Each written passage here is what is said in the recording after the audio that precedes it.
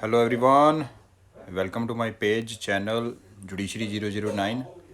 तो आज अपने जो incoming partners Indian partnership act 1932 का जो रिमेनिंग पार्ट, जैसे incoming partners, outgoing partners, expel हो जाते हैं जो पार्टनर्स, या इंसॉल्वेंट हो जाते हैं, या जिनकी डेथ हो जाती है, उनके आगे क्या कॉन्सिक्वेंसेस निकलते हैं। देखिए, अगर पार्टनरशिप में कोई बंदा नया ऐड होना है, इनकमिंग पार्टनर आना है, तो उसके लिए दो तरीके हैं। पहला, सारे कंसेंट देंगे बंदा आने के लिए, सारे जितने भी पार्टनर्स हैं उनको कंसेंट देंगे कि नया बंदा ऐड हो सकता है। दूसरा, अगर कोई ऐसा उन्होंने एग्रीमेंट कर रखा है जिस एग्रीमेंट के तहत उन्होंने किसी को पावर दे रखी है, या एक पार्टनर को पावर दे रखी है, या मेजॉरिटी को पावर दे रखी है, तो उस एग्रीमेंट के थ्रू वो पार्टनर नया एंटर हो सकता है। ऐसे ही ये सेम फार्मूला अगर किसी को बाहर निकालना है, मतलब एक्सपेल करना है, तो वो इस तरह से आप निकाल सकते हो। लेकिन जनरल रूल ये कहता है कि आप सबकी कंसेंट के साथ किसी बंदे को बाहर नहीं निकाल सकते, एक्सपेल नहीं कर सकते। लेकिन अगर एग्रीमेंट ऐसा हुआ है कि जिसमें आपको पावर दी रखी है कि आप सब मिलके एक बंदे को बाहर निकाल सकते हो, तो आप बाहर निकाल सकते हो, दिक्कत नहीं है उस एग्रीमेंट के तहत। लेकिन वो एग्रीमेंट में जब भी आपने ऐसा किया है, तो आपको गुड फेथ जो है वो आपको प्रूव करना पड़ेगा। उस एक्सपल्शन का वो पार्टनर बेसिकली चैलेंज कर सकता है कि इन्होंने मुझे एग्रीमेंट के द्वारा मुझे एक्सपेल किया है, जिसमें इनके पास पावर भी थी, दिक्कत नहीं है, लेकिन इनकी एक्सपल्शन है जो वो इस ग्राउंड के ऊपर है कि मैंने जो कोई ख़राबी की है या कुछ कुछ भी किया है, जिस कोई भी ग्राउंड ये बना रहे हैं वो ग्राउंड एक्चुअली एग्जिस्ट करता नहीं है, तो उस ग्राउंड को चैलेंज किया जा सकता है। तो इसीलिए वहाँ पे गुड फेथ की कंसेप्ट दी गई है, अगर आप सेक्शन 33 देखोगे तो 31 आपका हो चुका है कि इनकमिंग पार्टनर मैंने बता दिया कि किस तरह से जाते हैं। अब आ जाओ रिटायरमेंट जो पार्टनर्स की होती है, तो रिटायरमेंट जो पार्टनर्स की होती है वो सेक्शन 32 में दिया गया है। उसी का भी यही फार्मूला है कि अगर आपने रिटायर होना है तो आपको सबसे पहले सबको, सारे पार्टनर्स को बताना पड़ेगा, नोटिस देना पड़ेगा।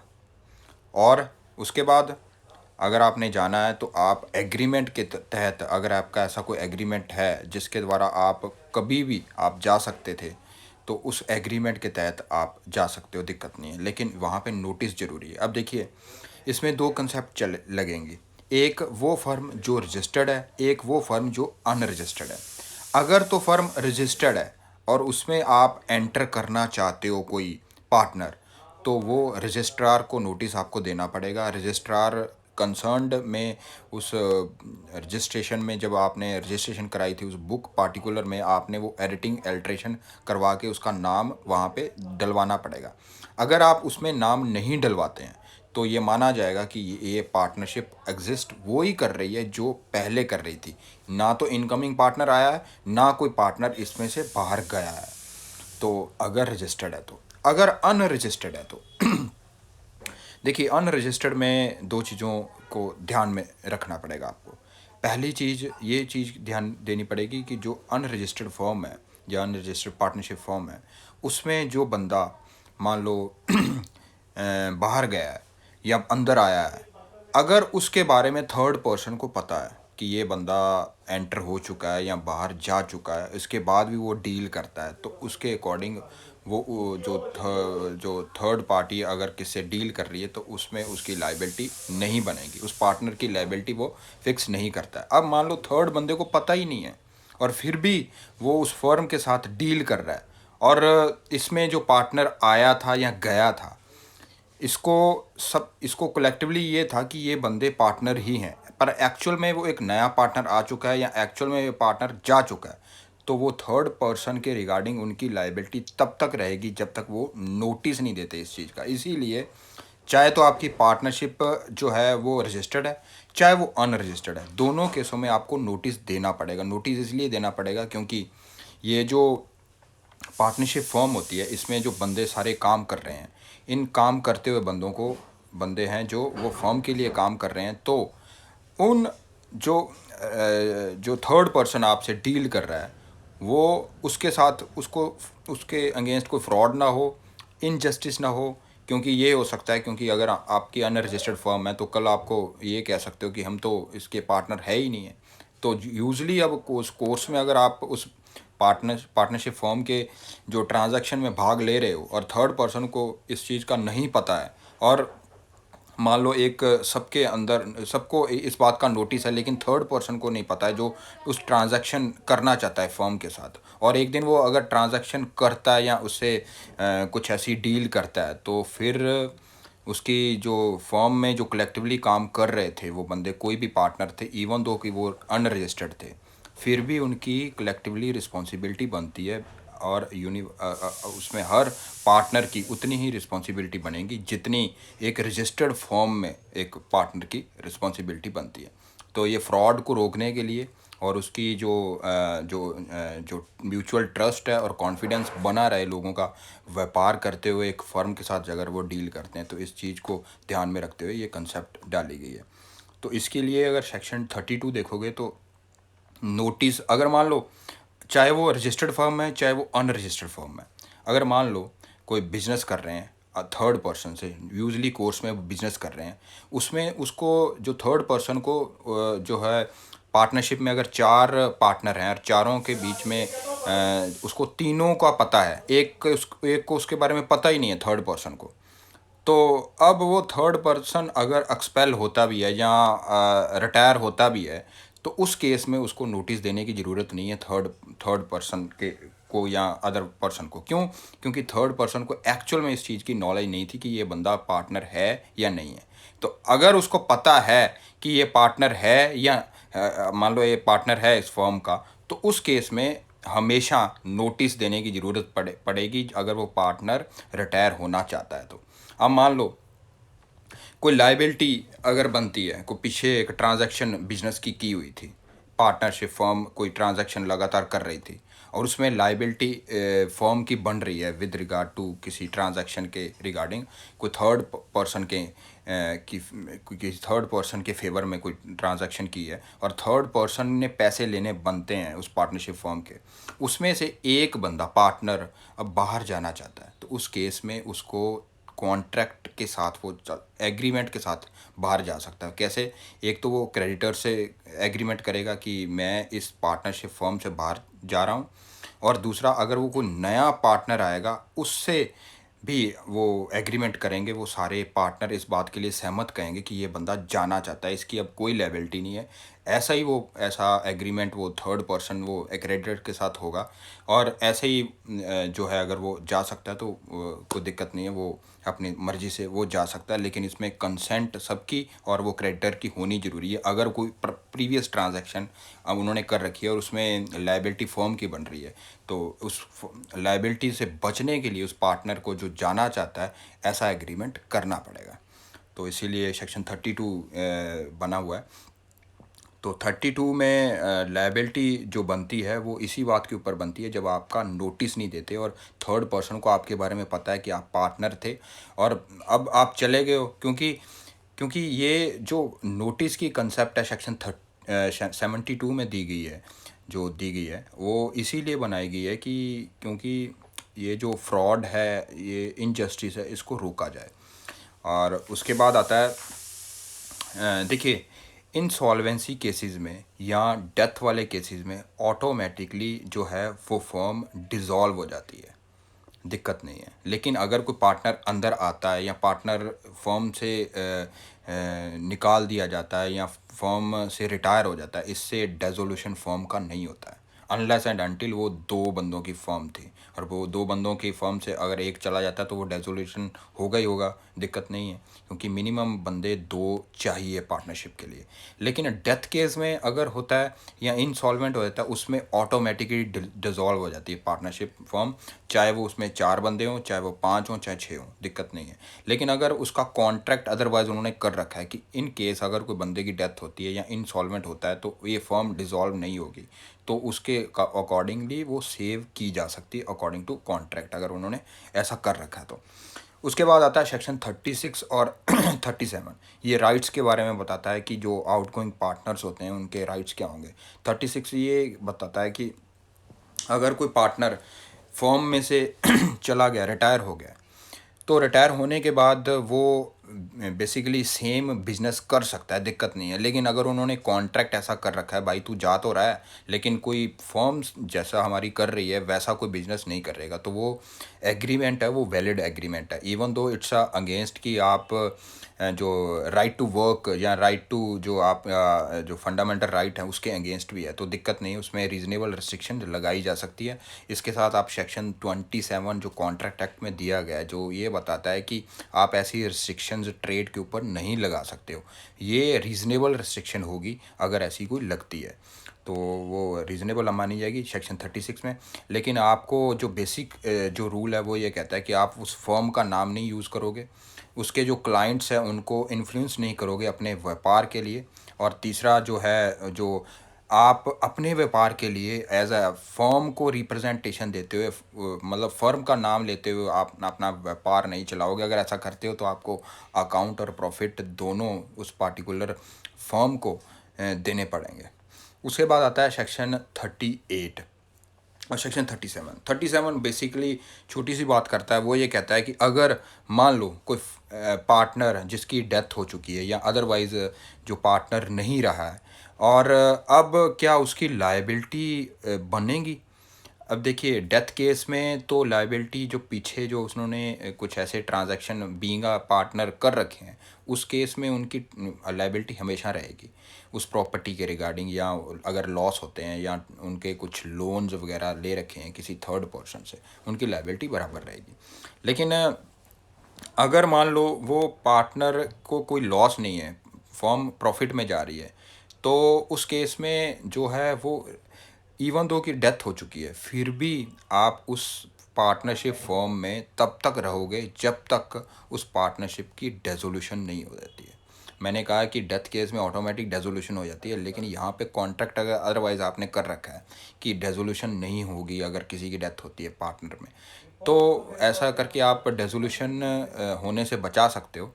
और अगर इसके इन केस की 4 बंदे पार्टनरशिप फर्म में हैं और उसमें से एक बंदे की डेथ हो गई है, तो डेथ होने के बाद वो पार्टनरशिप वैसे की वैसे ही अभी तक रहेगी, और उस पार्टनर जिसकी डेथ हो गई है उसके रिगार्डिंग जितना भी उसकी प्रॉपर्टी है या उसके जितने भी प्रॉफिट्स हैं उस शेयर बनते हैं, वो तब जब तक उनकी सबकी अकाउंट सेटल नहीं होता है वो तब तक उसके लीगल रिप्रेजेंटेटिव भाग लेते रहेंगे उस पार्टनरशिप फर्म में, और वो देख प्रॉफिट उसका अक्वायर करते रहेंगे, दिक्कत नहीं है उसमें।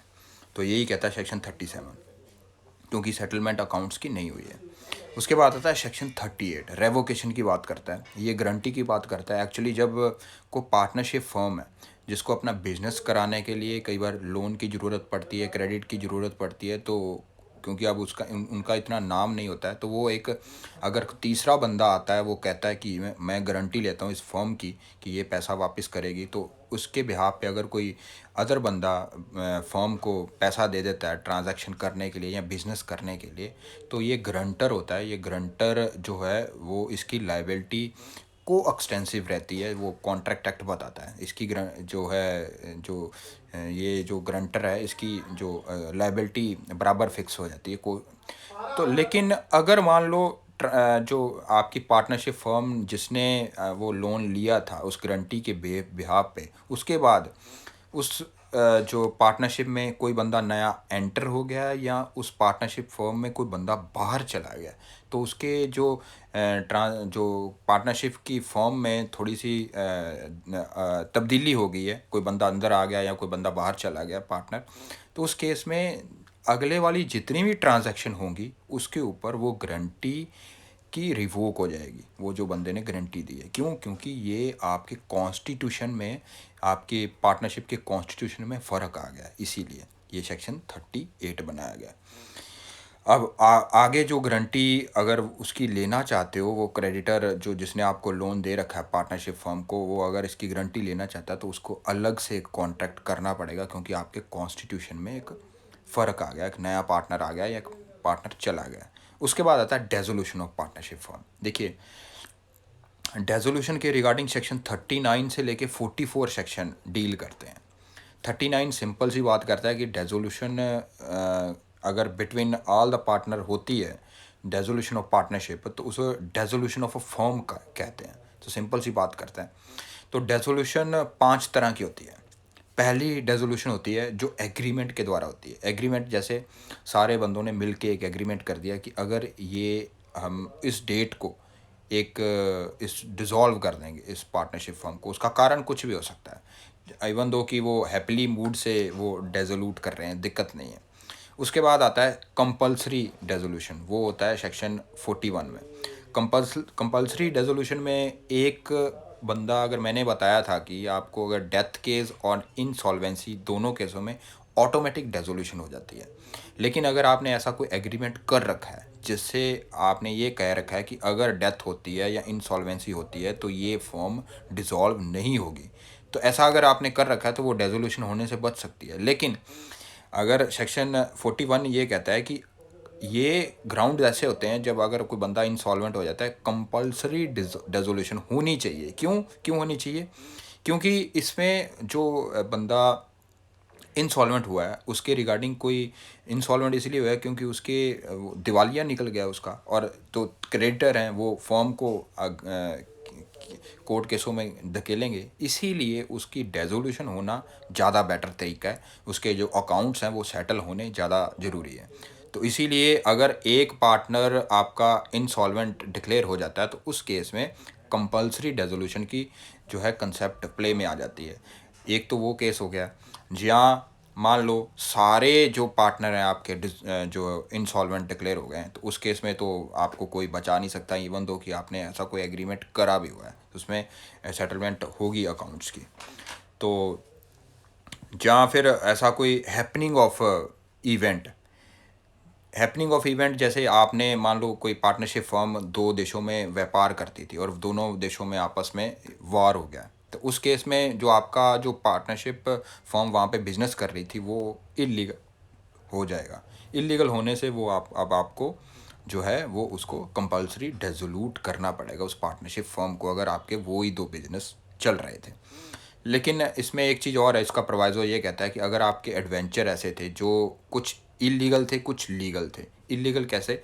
मान लो एक पार्टनरशिप फर्म ने जो दारू का बिजनेस कर रहे थे, कि दारू सप्लाई करते हैं या जो लिकर सप्लाई करते हैं, और लॉ ऐसा बन गया कि उस पार्टिकुलर एरिया में लिकर बैन हो गई, तो ये आपका बिजनेस है वो इलीगल हो गया है। विद रिगार्ड टू इलीगल आपका वो व्यापार है वो बंद करना पड़ेगा।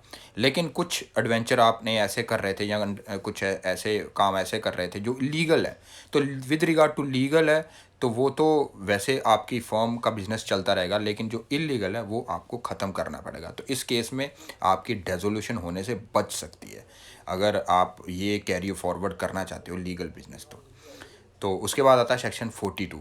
42 आपको बताता है कि जो सर्टन कॉन्टीजेंसीज़ के ऊपर, अगर मान लो आपने एक टाइम पीरियड फिक्स करा हुआ है कि फॉर्म हम साल तक चलाएंगे, तो साल बाद ऑटोमेटिक वो डेजोल्यूट होनी तय है। ये सेक्शन 7 की बात है कि जो आपने बताया था, मैंने आपको बताया था कि पार्टनरशिप एट विल जो 43 सेक्शन में डिसॉल्व हो जाती है। उसके बाद आता है सेक्शन 42 का क्लॉज बी।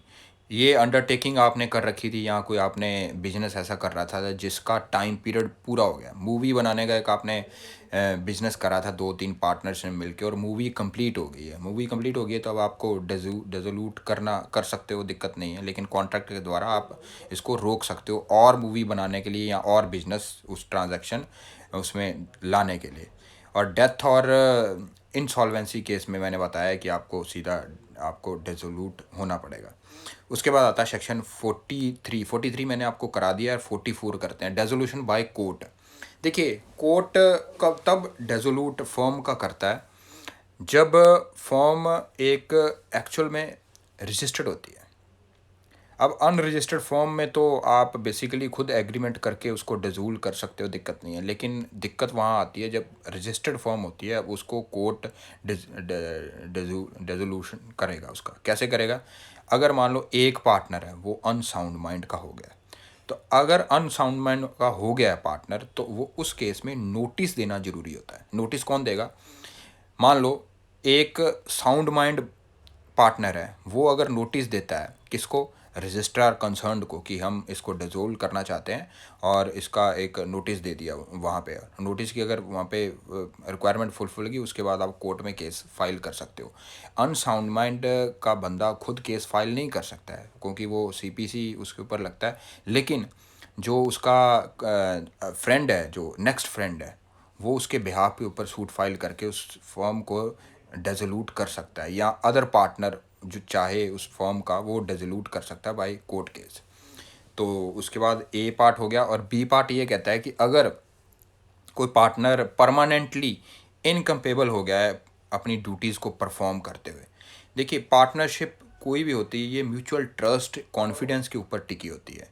अगर वो शेक हो जाए कॉन्फिडेंस, या अदरवाइज आप इनकेपेबल हो गए, मान लो आपको हार्ट अटैक आना शुरू हो गया, आपको कुछ ऐसी बीमारी फिजिकली हो गई है, या मेंटल आपको बीमारी हो गई है, आपको मान लो मिर्गी के दौरे पड़ रहे हैं, तो ऐसे केस में आप बिजनेस नहीं कर सकते हो। तो इस केस में आपको डिसोल्यूट करना ज़्यादा बेटर तरीका रहेगा।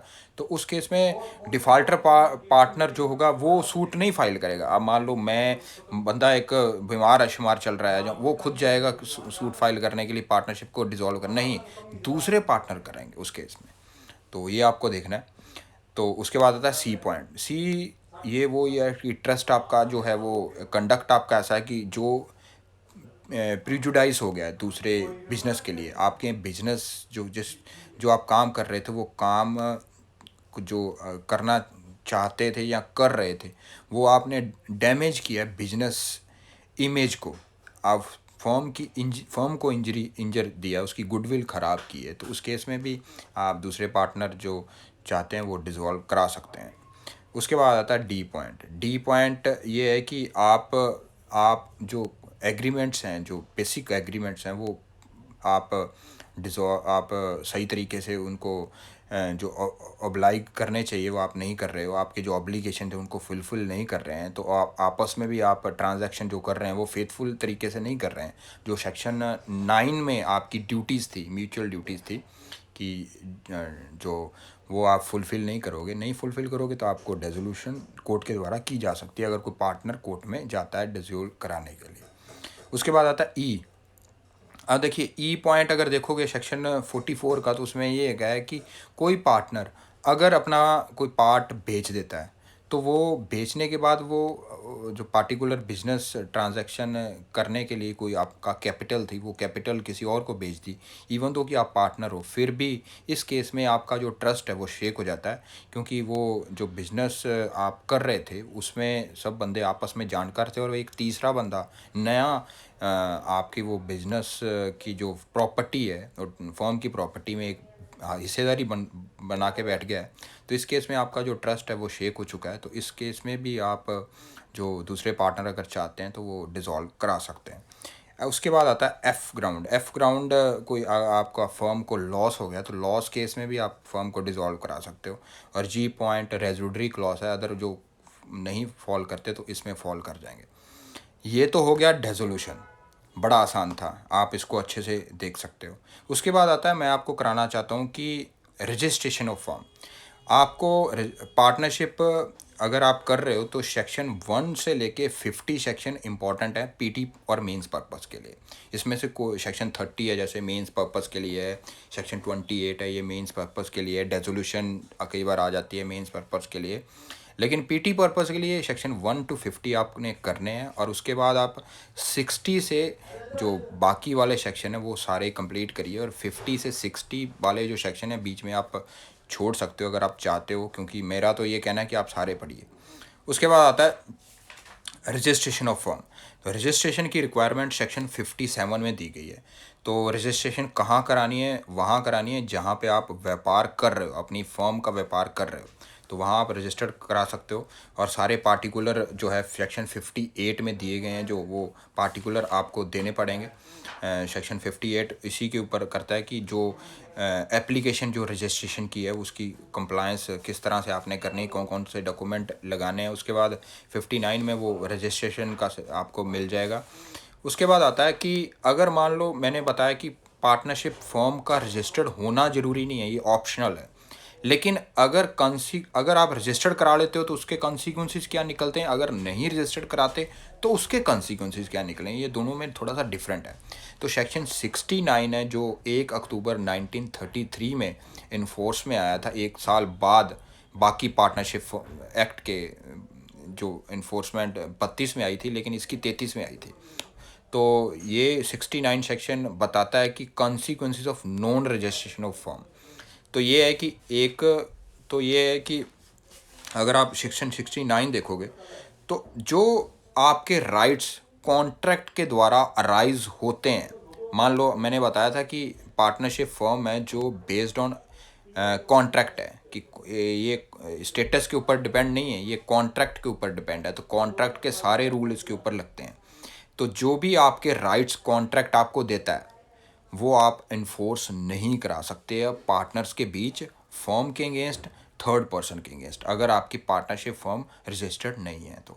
और दूसरा, अगर मान लो पार्टनरशिप एक्ट आपको कुछ राइट्स देता है, जैसे मैंने बताया कि कुछ पार्टनर्स के राइट हैं, वो आपको देखने पड़ेंगे, सेक्शन 10 देख सकते हो, उसके लिए सेक्शन 12 देख सकते हो, सेक्शन 15 देख सकते हो, सेक्शन 16 देख सकते हो। तो वो जो आपके जो राइट्स हैं वो राइट्स आप अवेल नहीं कर सकते हो अगेंस्ट पार्टनर, अगेंस्ट फर्म और अगेंस्ट थर्ड पर्सन, अगर आपकी फर्म रजिस्टर्ड नहीं है। तो फर्म रजिस्टर्ड होने का मतलब क्या है कि आपने रजिस्टर्ड जो कराया था रजिस्ट्रार के पास, वहाँ पे आपका नाम दर्ज है, आपकी फर्म का नाम दर्ज है, आपका बिजनेस कहाँ चलता है वो दर्ज है, आपको एक नाम दिया गया रजिस्ट्रार ने, वो नाम के द्वारा आप बिज़नेस करते हो, ये सारी चीज़ें का वहाँ होना ज़रूरी है। मान लो एक पार्टनर है, दूसरे पार्टनर के अगेंस्ट सूट फाइल करना चाहता है, अपना कोई राइट जो पार्टनरशिप ने उसको दिया है या एक कॉन्ट्रैक्ट ने उसने राइट दिया था क्योंकि वो पार्टनरशिप फर्म थी, वो इसके अगेंस्ट इन्फोर्स करना चाहता है, क्या वो सूट फाइल कर सकता है? वो नहीं कर सकता अगर उनकी पार्टनरशिप फर्म रजिस्टर्ड नहीं है। क्या वो पार्टनर फर्म के अगेंस्ट कर सकता है? नहीं कर सकता है अगर उनकी फर्म रजिस्टर्ड नहीं है। तो क्या वो पार्टनर थर्ड पर्सन के अगेंस्ट सूट फाइल कर सकता है? नहीं कर सकता अगर आपकी फर्म रजिस्टर्ड नहीं है। लेकिन थर्ड पर्सन आपके अगेंस्ट सूट हमेशा फाइल कर सकता है अगर वो ट्रांजैक्शन ऐसी है जो बिजनेस ट्रांजैक्शन है। अदरवाइज अगर मान लो एक चीज़ है, अगर मान लो थर्ड पर्सन आपकी जो बिजनेस आप जिससे करते थे और आपकी जो पार्टनरशिप फर्म रजिस्टर्ड नहीं है, तो थर्ड पर्सन से आप व्यापार करते हो और वो पर्सन आपकी प्रॉपर्टी को डिस्ट्रॉय करता है या नेग्लिजेंटली या इंटेंशनली, तो इस केस में क्योंकि वो बिजनेस ट्रांजैक्शन नहीं है, तो ये नॉन रजिस्टर्ड फर्म भी थर्ड पर्सन के अगेंस्ट सूट फाइल करके उससे डैमेजेस ले सकते हैं। क्यों? क्योंकि यहाँ पे वो बिजनेस ट्रांजैक्शन नहीं है। तो रोका किस चीज़ को गया है? बिजनेस ट्रांजैक्शन को। उनको आप इन्फोर्स नहीं कर सकते तीसरे पर्सन के अगेंस्ट अगर आपकी फर्म रजिस्टर्ड नहीं है। तो ये इस चीज़ का आपने हमेशा ध्यान देना है। तो मैंने बताया कि जो अगर मान लो आपने सूट फाइल किया किसी थर्ड पर्सन के अगेंस्ट किसी बिजनेस ट्रांजैक्शन से रिलेटेड, क्योंकि उसने पैसे देने थे या गुड्स लेना था, आपने वो दिया नहीं टाइम पे या पैसे नहीं मिले या कुछ भी ऐसी बिजनेस ट्रांजैक्शन, और वो सूट डिसमिस हो गया क्योंकि आपकी फर्म रजिस्टर्ड नहीं थी, तो सूट डिसमिस हो गया क्योंकि आपकी फर्म रजिस्टर्ड नहीं, तो क्या आप उसी जो आपका कॉज ऑफ एक्शन है उसके ऊपर दोबारा सूट फाइल कर सकते हो? तो वो आप कर सकते हो, दिक्कत नहीं है अगर आप रजिस्टर्ड करा देते हो। तो फर्म को रजिस्टर्ड कराने के बाद आप सूट फाइल करिए, कोई दिक्कत नहीं है। अब आ जो रजिस्टर्ड फर्म थी, रजिस्टर्ड फर्म थी लेकिन एक पार्टनर वहाँ से चला गया, जाने के बाद उसके कॉन्स्टिट्यूशन में फ़र्क आ गया, लेकिन आपने ये नोटिस नहीं दिया रजिस्ट्रार को कि हमारा ये पार्टनर चला गया। क्या अब आप किसी बिजनेस ट्रांजैक्शन थर्ड पर्सन के साथ करते हो, क्या वहाँ पे आप उनके अगेंस्ट सूट फाइल कर सकते हो? कर सकते हो, दिक्कत नहीं है, वो चलेगा। लेकिन अगर कोई पार्टनर मान लो ये तो हो गया चला गया है, मतलब बाहर चला गया है, तो इस केस में आप सूट जो है नहीं फाइल कर सकते। अगर कोई बंदा नया आता है इस केस में आप सूट फाइल कर सकते हो, क्योंकि यहाँ पे कॉन्स्टिट्यूशन में जो फ़र्क आना था वो नए बंदे से आना था। तो इसमें आप सूट फाइल कर सकते हो, दिक्कत नहीं है। लेकिन अगर कोई बंदा यहाँ पार्टनरशिप फॉर्म से बाहर जा रहा है, इस केस में आप सूट फाइल नहीं कर सकते हो थर्ड पर्सन के अगेंस्ट। आपकी फर्म रजिस्टर्ड भी है, क्योंकि आपने वो जो है नोटिस इस बात का नहीं दिया है कि क्यों आपका एक बंदा यहाँ से चला गया। तो इस चीज़ को आपने देखना है। तो कॉन्सिक्वेंसेस इसके काफ़ी इम्पॉर्टेंट है जो आपको पढ़ने हैं। और सेक्शन 70 में इसकी पेनल्टी दी गई है कि आप अगर कोई फॉल्स पार्टिकुलर फर्निश करते हो जिसमें 3 मंथ की सज़ा है और फाइन और बोथ है, वो आप देख सकते हो। सेक्शन 32 अच्छे से आपको सेक्शन 72 आपको अच्छे से देखना है पीटी पर्पज़ के लिए। तो पार्टनरशिप फॉर्म में जो बाकी सेक्शन है, जैसे मैंने बताया सेक्शन 60 टू 72, ये पीटी पर्पज़ के लिए काफ़ी इंपॉर्टेंट है। इसको आप अच्छे से पढ़िए, क्योंकि ये मेंस का इसका कुछ लेना देना नहीं है। लेकिन मेंस में जो कंसेप्ट आती है वो होल्डिंग आउट और section 28, section 30 dissolution of form, ये इम्पॉर्टेंट है मेंस पर्पज़ के लिए। पीटी के लिए सारा एक्ट इम्पॉर्टेंट है, तो आपको अच्छे से पढ़ना है। बेसिकली जो पीछे वाला पार्ट है सेक्शन 60 टू 72, ये अच्छे से 74 तक ये अच्छे से पढ़ना है। ऐसे ही सेक्शन 1 टू लेके सेक्शन 44, 45 या 50 तक आप पढ़ सकते हो। ये पीटी पर्पज़ के लिए इम्पॉर्टेंट है, इसको अच्छे से पढ़िए। और थैंक यू। मैं अगली क्लास में आपको एक नया एक्ट कराऊंगा, और तब तक के लिए थैंक यू। मेरा चैनल जिन्होंने सब्सक्राइब नहीं किया है वो सब्सक्राइब करें, जुडिशरी 009।